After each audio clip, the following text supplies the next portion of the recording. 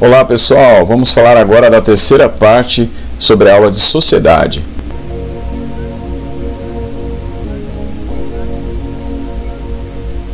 Nas últimas aulas eu venho falando para vocês aí sobre o tema da sociedade. Numa delas eu falei sobre Marx e Durkheim, falei aí sobre a questão da luta de classes do Marx, falei sobre a questão do peso das instituições na questão da coesão social para Durkheim. Na aula passada eu falei sobre o Weber, né? Falei sobre a questão da ação social, né? Falei ali em linhas gerais como é que funciona a questão da ação social, que tem um peso muito grande do indivíduo. Agora eu vou falar para vocês sobre um sociólogo que morreu mais recentemente, que tem uma ideia aí que vai fazer aí um equilíbrio entre as duas coisas, né? Entre a questão da sociedade e a questão do indivíduo, né? Ele vai ali trabalhar com uma questão de interdependência entre essas duas esferas. Só esse sociólogo é o Norbert Elias, que é um sociólogo alemão, que acabou fugindo do nazismo em 1933, né? No fim da vida, né, ele acabou parando lá na Holanda, né, e aí morreu em 1990, como vocês podem ver. Pessoal, então é o seguinte, Norbert Elias, ele vai ser um autor importante da sociologia. Aqui no Brasil os livros dele provavelmente mais conhecidos são O Processo Civilizador, né, volumes 1 e 2, e aí pessoal, nós temos aqui uma ideia que eu vou trabalhar, que é a questão da configuração. A configuração, ela explica o funcionamento ou a interação dos sujeitos em determinadas sociedades. Então o que se coloca nessa ideia, pessoal, é que os indivíduos, eles estão inseridos em relações que funcionam ali com papéis que dependem uns dos outros, né? Então existe essa interdependência. Então não há como pensar a história de um sujeito, né, dentro ali de uma sociedade sem entender a própria configuração daquela sociedade, né? Como estão dispostas aí as várias funções naquela sociedade, como estão aquelas instituições em determinado momento. Então, pessoal, não é possível você entender o indivíduo sem entender o que há no seu entorno, né? Então, há alguns exemplos aqui que eu vou colocar para vocês. Pessoal, um exemplo importante que o próprio Norbert Elias trabalha em uma das suas obras vai ser a respeito da vida do Mozart, né? Compositor clássico aí famoso, né, que é um dos maiores de todos os tempos. E aí, pessoal, ele vai trabalhar sobre o Mozart num livro chamado Mozart, a Sociologia de um Gênio, né? Então eu vou falar um pouco desse livro aqui porque ele ajuda a entender aí a ideia de configuração. Então, pessoal, a questão é por que Mozart não fez sucesso em vida, né? Porque hoje o Mozart é reconhecido, mas quando esteve em vida ele viveu vários dramas, né? Então, um dos dramas era não conseguir fazer o sucesso que ele esperava. Então ele era uma pessoa de talento, ele desde os 4 anos compunha, né? E pessoal, tinha uma relação muito interessante do processo de composição das músicas dele, que era a questão do sonho, né? Porque o que se relata é que o Mozart às vezes estava conversando com as pessoas e de repente ele parava a conversa e saía correndo para escrever. Por quê? Porque ele tinha ali alguma ligação que ele fazia daquilo que ele estava conversando, aquilo gerava um insight, né?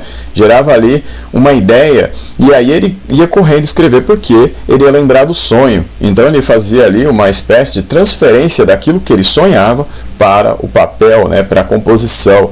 E aí, pessoal, dessa forma ele ia compondo então as suas obras, tá? Mas, pessoal, apesar de tudo isso, ele vai enfrentar muitos problemas para ter sucesso, né? Então, o Mozart surge em Salzburgo, que seria hoje na atual Áustria. O que acontece é que ele não conseguia ascender da forma que ele queria, né? Ou seja, ascender, que eu falo aqui na questão de ascender socialmente, né? Na questão aí de ultrapassar ali os limites da época, né? Porque o que havia na época era o domínio da música clássica por pessoas que vinham da aristocracia, né? Ou seja, da nobreza, e ele não conseguia sair ali dos limites impostos para ele, porque ele vinha de uma família ali de estratos médios baixos, né? Então o pai dele, por exemplo, era também chamado Mozart, né? Era também compositor, mas ele tinha um cargo, né? Ele tinha um cargo na burocracia de Salzburgo, né? Então o Mozart não queria viver essa vida, ele queria ter mais, mas ele não conseguia. Vai ser diferente de Beethoven, pessoal, porque Beethoven sim vai conseguir ser reconhecido em vida, né? Então Beethoven, pessoal, apesar de ao longo da sua vida ter enfrentado os problemas aí da surdez, que ia progredindo cada vez mais aí, atrapalhando a sua audição, né? Então no fim da vida ele ficou praticamente surdo. O que acontece, pessoal, é que o Beethoven foi reconhecido em vida. Pessoal, e então qual vai ser a explicação do Norbert Elias aí, comparando a vida dos dois? Pessoal, é o seguinte, ele vai falar da questão da configuração que havia numa época e na outra. Pessoal, vocês reparem o seguinte, Mozart é um pouco mais velho do que o Beethoven, né? Então, Mozart nasceu em 1756, enquanto Beethoven em 1770, tá? O que acontece, pessoal, é que o Mozart, ele vai pegar, no final da sua vida, o processo da Revolução Francesa, que é o que vai mudar tudo aí na Europa, tá? Então, é o que vai lançar o alicerce para as coisas começarem a mudar. Então, pessoal, o Beethoven já pegou esse processo completamente já colocado, né? Então, a Revolução Francesa, pessoal, foi a grande revolução aí no século XVIII, que fez com que a burguesia começasse a poder enfrentar a nobreza, né? Inclusive na França, durante aí anos, o que vai acontecer é que a burguesia vai começar a determinar as leis, né? Então a questão da propriedade privada, a questão aí do poder do indivíduo, na questão da liberdade, né, da igualdade perante as leis. Então isso vai fazer com que a burguesia consiga tirar o clero e a nobreza do poder. Apesar de lá em 1815, quando Napoleão cai, a nobreza vai voltar ao poder. Mas aí durante décadas, né, vai acontecer esse enfrentamento. E o Mozart não vai pegar muito isso, né? Então o Mozart ainda estava colocado ali numa sociedade que tinha a nobreza como classe principal, enquanto a burguesia ainda não tinha conseguido a sua ascensão. Já o Beethoven vai pegar uma sociedade diferente, por quê?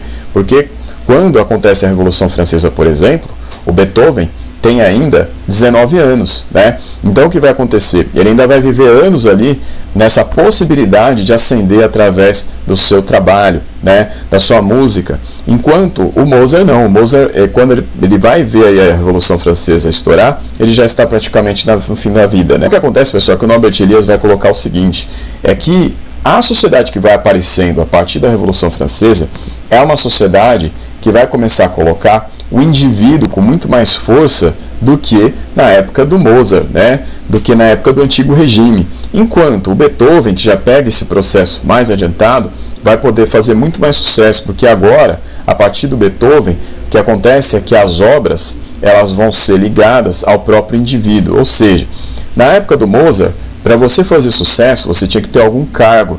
Aí é uma ligação muito forte com a nobreza, né? Então, se você fosse nobre, era melhor ainda, né? Porque o seu sucesso ele vinha da própria configuração da sociedade do antigo regime.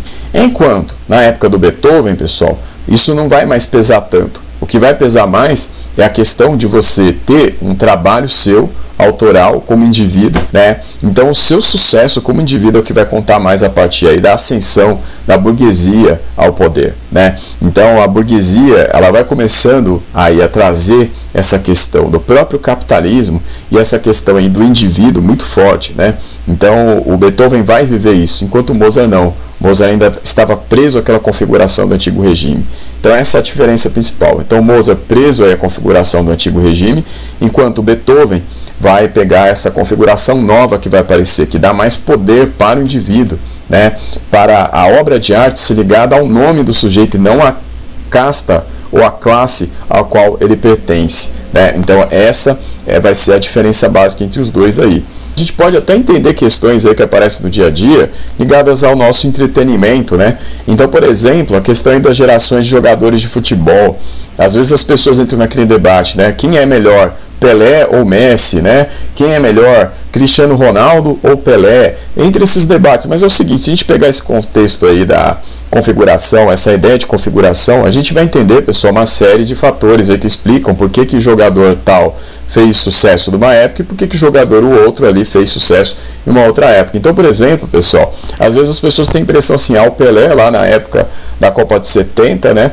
Aparece lá os jogadores andando em campo, né? Pegar aquela final lá Brasil e Itália, né? Então parece lá que está todo mundo andando, mas a gente tem que entender algumas coisas. Então, por exemplo, aquele jogo Brasil e Itália, da final da Copa de 70, ali dá a impressão de que eles estão andando porque a gente tem que entender o horário, né?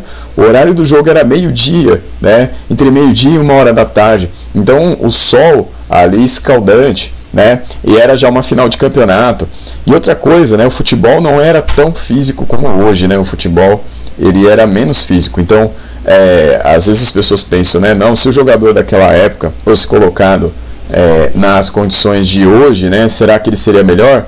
Então, hoje ele teria muito mais preparo, né? Então, alguém com talento naquela época uniria o talento daquela época com o preparo de hoje, né? Então, é difícil a gente comparar gerações diferentes. Isso é porque eu estou falando do futebol. Mas agora eu vou falar de um exemplo muito mais importante do que isso. Bom, por exemplo, pessoal, a gente pensar na produção científica do Brasil aí hoje, comparada com a produção científica dos países desenvolvidos, né? Então, se a gente pensa assim, os brasileiros não têm talento, né? Alguém pode pensar assim, o Brasil não tem talento, porque agora, por exemplo, na questão da vacina do Covid-19, o Brasil não tem uma produção própria da vacina, ele é aliado de outros institutos aí, de outros países que estão produzindo a vacina, e o Brasil está oferecendo aí as pessoas para fazer os testes, né? Por exemplo, alguém pode pensar que o Brasil não tem capacidade de fazer ciência, mas a questão é a configuração também, né?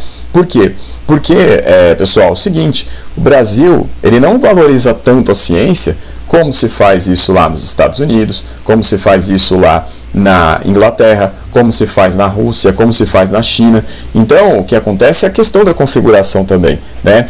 Nada impede, por exemplo, que se o Brasil tivesse uma configuração hoje que favorecesse a ciência, que valorizasse a ciência, que nós também tivéssemos aí avanços nessa questão da produção da vacina, por exemplo, né? Então, isso também serve para explicar a nossa situação atual nessa questão do nível científico, né? Então, a configuração, pessoal, é essa questão de como está aí distribuída a questão dos fatores aí na sociedade para que determinado aspecto seja valorizado ou não. A gente pensar, por exemplo, né, a gente pode pensar assim, uma pessoa pobre é pobre porque não tem talento. Se a gente for pegar essa questão da configuração, não é bem assim. Por quê? Porque aquela pessoa está inserida num meio que não ofereceu para ela possibilidades para ela se desenvolver. Ela não teve um estudo, ela não teve possibilidades, por exemplo, de poder estudar num lugar melhor, de poder se dedicar realmente a uma vida de estudos, né? Então tudo isso conta, né? Agora, se ela está numa família onde ela não precisa trabalhar cedo, onde ela pode estudar desde cedo, onde ela pode se dedicar, por exemplo, a ter uma carreira acadêmica depois, numa universidade, sem se preocupar com a questão da profissão, né, sem se preocupar com a sobrevivência, a tendência é que ela se desenvolva aí na questão da própria criação de um currículo bom, muito mais rápido do que alguém que teve que trabalhar, né? Então essa é a questão da configuração, né? Como está aí relacionada a questão da distribuição dos fatores, né, que vão valorizar determinado aspecto ou não. Interdependência, que a gente tem que pensar aqui, né? Então o indivíduo ele não existe se você não compreende o que está em volta dele. Então isso é a questão da configuração em linhas gerais. Pessoal, essa é a questão da configuração, que serve para a gente entender essa interdependência entre o indivíduo e as condições que o cercam, né? Então não é uma relação determinante, não é que a sociedade pesa mais nem que o indivíduo pesa mais, é uma interação entre ambos aí. Essa é a ideia que está colocada nesse conceito de configuração. Então por enquanto é isso daqui, pessoal. Na aula que vem a gente continua. Obrigado e até a próxima.